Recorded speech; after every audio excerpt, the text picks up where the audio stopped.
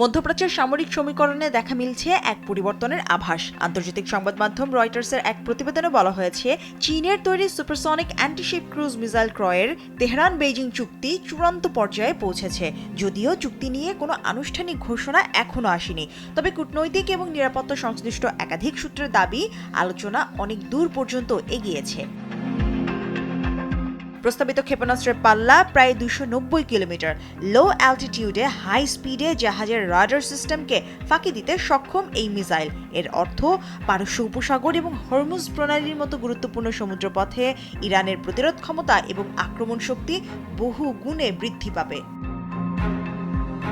বিশ্লেষকদের মতে, যুক্তরাষ্ট্রের জন্য ইরানের এই পদক্ষেপ একটি পাল্টা জবাবস্বরূপ। তেহরান স্পষ্ট জানান দিচ্ছে, ওয়াশিংটনই কেবল অত্যাধুনিক নৌযান নিয়ে প্রস্তুত, ব্যাপারটি তা নয়। এদিকে প্রেসিডেন্ট ট্রাম্প সম্প্রতি ইরানকে পারমাণবিক সমঝোতা নিয়ে কঠোর বার্তা দিয়েছেন।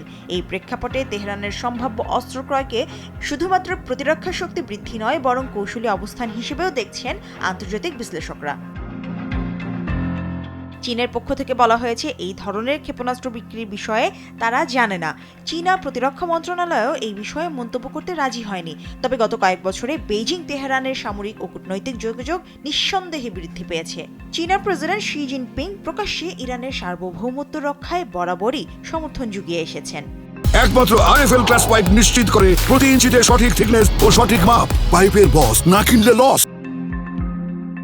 তবে সম্ভাব্য যুদ্ধে চীন সরাসরি সামরিক হস্তক্ষেপ করবে না, বরং কূটনৈতিক সমর্থনে সীমাবদ্ধ থাকবে বলে প্রতিবেদনে উল্লেখ করা হয়েছে।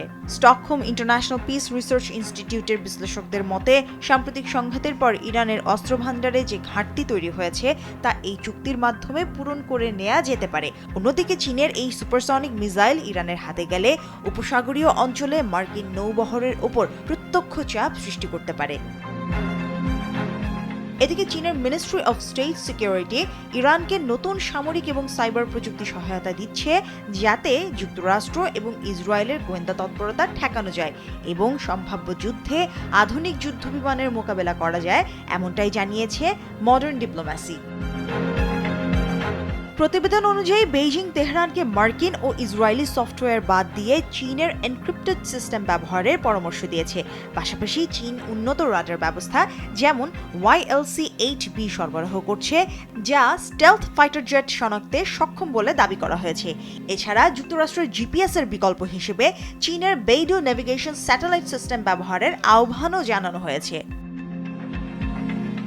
বর্তমানে কোনো প্রেক্ষাপটকে বিচ্ছিন্নভাবে দেখার সুযোগ নেই। এটি যুক্তরাষ্ট্র চীন প্রতিদ্বন্দ্বিতা, রাশিয়া ইরান ঘনিষ্ঠতা এবং মধ্যপ্রাচ্যের নিরাপত্তা কাঠামো পরিবর্তনেরই অংশ। ইরানের হাতে সুপারসনিক অ্যান্টিশিপ সক্ষমতা গেলে তা অবিলম্বে যুদ্ধ পরিস্থিতি সৃষ্টি নাও করতে পারে, কিন্তু এটি সমীকরণ বদলে দেবে। পারস্য উপসাগরে তখন শুধু নৌবহরের সংখ্যা নয়, নৌবহরে প্রযুক্তিগত সক্ষমতায় ভাগ্য নির্ধারণে গুরুত্বপূর্ণ ভূমিকা রাখবে। মুশরিফা নুসরাত, দেশ টিভি।